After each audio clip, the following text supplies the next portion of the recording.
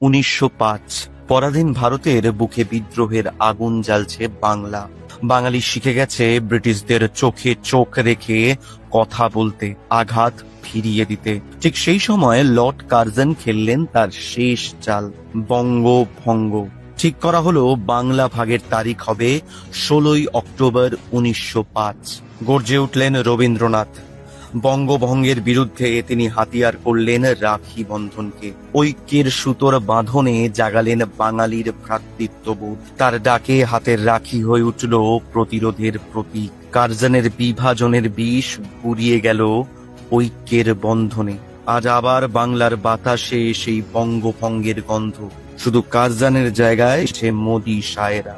বাংলায় বিভাজনের আগুন জ্বালাতে চায় তারা। তাই রবীন্দ্রনাথের ভাষাতেই গুড়িয়ে দিন ওদের ষড়যন্ত্র।